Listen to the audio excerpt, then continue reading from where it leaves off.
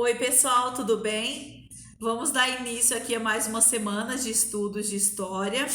Na aula de hoje, a gente ainda está numa sequência de estudos sobre o Brasil Colônia.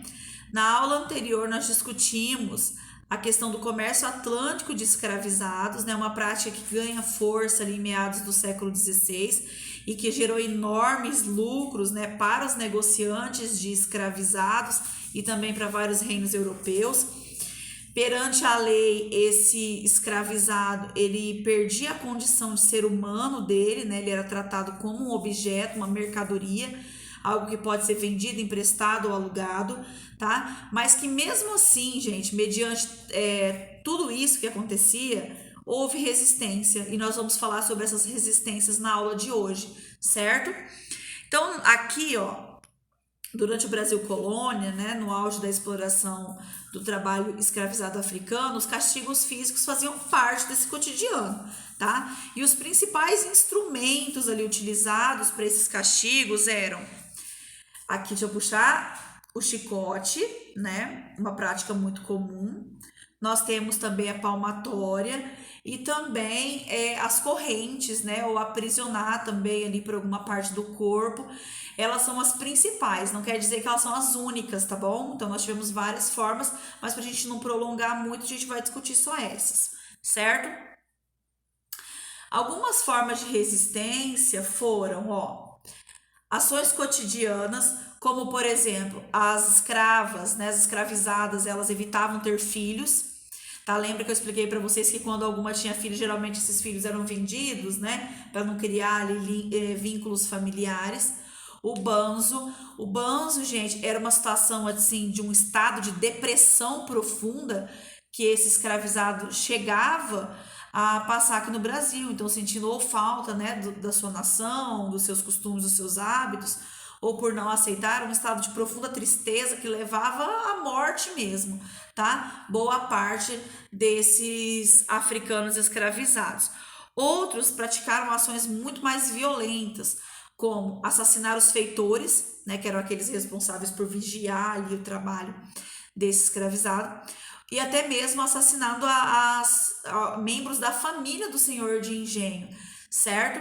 Outras formas de resistência que nós tivemos foram fugas, os quilombos, a formação de quilombos, a capoeira, né, que era uma prática, como não sei se a gente pode usar ainda falar de arte marcial, né, mas hoje em dia a gente pode se referir assim, praticada pelos africanos aqui no Brasil, que misturava ali como se fosse uma dança, né, e luta, na verdade, que acabou sendo uma prática que foi proibida dentro dos engenhos, né, foi proibida pelas autoridades locais, porque eram assim que muitos deles resistiam à captura. Preservação da sua identidade cultural, então, ou seja, eles chegam aqui, eles não vão aceitar de imediato incorporar todos os aspectos da cultura do europeu, né? Então eles vão resistir, vão manter religiosidade, né? Vão tentar manter traços ali da sua alimentação, culto aos ancestrais, certo? E agora a gente vai falar aqui, ó, bem breve, tá, gente? De maneira bem superficial sobre o Quilombo dos Palmares. Quando a gente estiver chegando ali no final de novembro, eu quero fazer uma aula para vocês falando desses personagens envolvidos, né, no Quilombo dos Palmares, que é uma história maravilhosa. Mas primeiro, o que é um quilombo, né? Um quilombo, ó, eles são refúgios organizados por escravizados que acabam ali fugindo das fazendas. Eles buscavam assim lugares bem distantes ali daquele engenho, lugares altos de difícil acesso, tá? Para poder se proteger contra a captura novamente dos seus antigos senhores. Além de abrigar escravizados foragidos, eles abrigavam também afrodescendentes livres, indígenas, brancos pobres, tá? Isso foi o caso do Quilombo dos Palmares. Atualmente, a região em que esteve localizado Palmares está no território do estado de Alagoas, tá bom? Gente, Palmares, ela é considerada um símbolo, sim, da resistência africana, porque olha ali o número de habitantes que chegou a ter dentro do Quilombo dos Palmares, ó, cerca de 20 mil habitantes, era muita gente. E do que essas, basicamente uma cidade inteira, né, quase aí o tamanho da nossa cidade, a população aqui da nossa cidade, como eles sobreviviam? Eles praticavam caça, pesca, cultivavam alimentos, criavam porcos e galinhas, comercializavam produtos com povoados vizinhos, né? Então eles tinham uma atividade comercial também ali nesse momento. Quilombo de Palmares, ele vai ser destruído, não é destruído da primeira tentativa, né? São várias incursões que vão tentar destruir Palmares, e essa história é muito bonita mesmo da gente estudar, e a gente vai falar sobre isso em outro momento, tá? Em 1694, um dos seus principais líderes foi o Zumbi de Palmares. E aqui só para mostrar uma imagem para vocês, né, que representa o Zumbi, e a esposa dele, a Dandara, que também tem uma história incrível, eu quero contar para vocês quando a gente estiver naquela semana da consciência negra, certo? Podemos continuar aqui falando que a religiosidade africana também é uma forma de resistência, né? Por que que a religiosidade seria uma forma de... Deixa eu arrumar a luz aqui. Seria uma forma de resistência, né, gente? Porque mostra, gente, que eles não se curvaram à religiosidade do europeu, né? Principalmente ali a religião católica.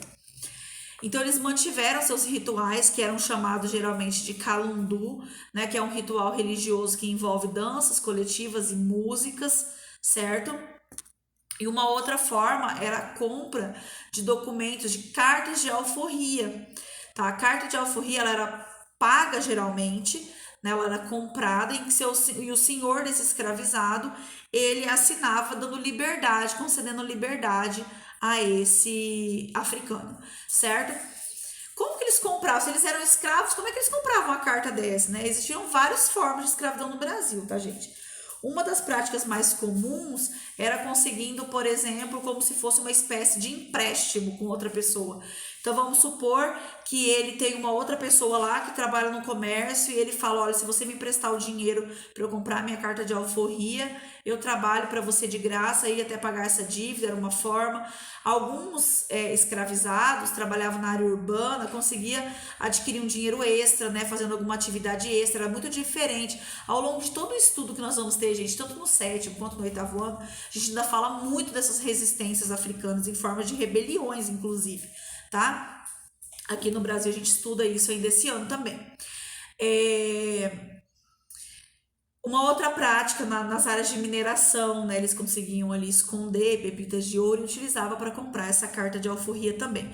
Um detalhe que eu quero que vocês saibam dessa questão da liberdade do escravizado, gente, é que quando ele adquiria sua liberdade, ele podia comprar calçado.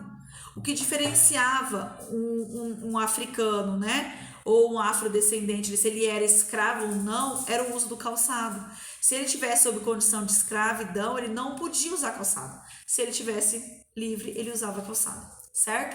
Até mais, gente. Até a próxima aula.